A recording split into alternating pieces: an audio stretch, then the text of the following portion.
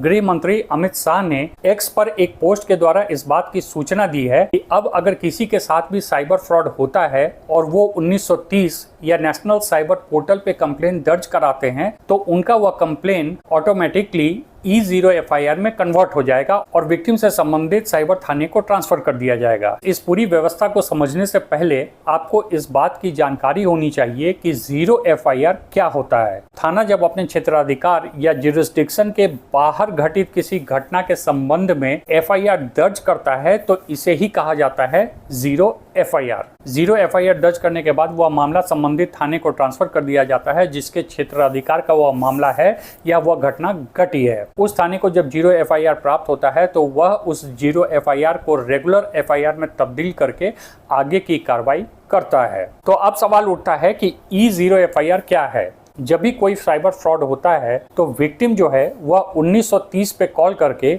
या national cyber portal पर जाकर अपना कंप्लेंट दर्ज कराता है।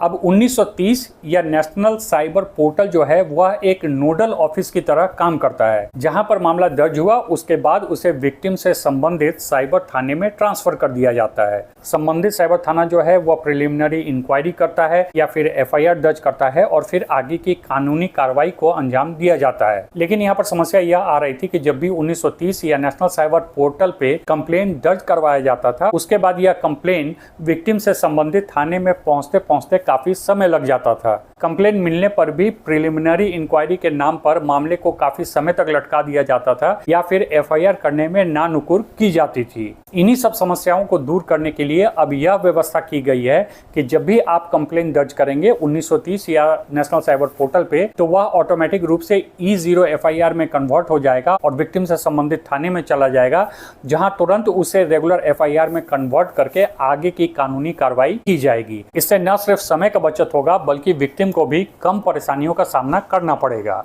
अब इस E0 FIR से संबंधित दो मुख्य बातें। पहला कि अभी यह पूरी व्यवस्था पायलट प्रोजेक्ट के रूप में सिर्फ दिल्ली में लागू हुआ है। दूसरा कि यह सिर्फ उन मामलों में लागू हुआ है जो मामले 10 लाख या उसके ऊपर के हैं। धीरे धीरे यह अन्य शहरों समेत पूरे भारतवर्ष में लागू हो जाएगा। इसके अलावा गृह मंत्री ने इस बात को सफिशिएंटली क्लियर कर दिया है कि यह जो 10 लाख का कैप लगाया जा रहा है वह अभी सिर्फ इनिशियल स्टेज के लिए है, यानी कि धीरे धीरे सरकार इस कैप को भी नीचे लाएगी और हो सकता है कि कल को 50,000, लाख, 2 लाख, 5 लाख के मामलों में भी जो भी कंप्लेन आप दर्ज कराएंगे वह ऑटोमेटिक E0 FIR में कन्वर्ट हो जाया करेगा। और इसमें कोई दो राय नहीं है कि जिस प्रकार की व्यवस्था लागू करने की बात की जा रही है उसे पूरे भारतवर्ष में लागू करने में थोड़ा समय तो लगेगा।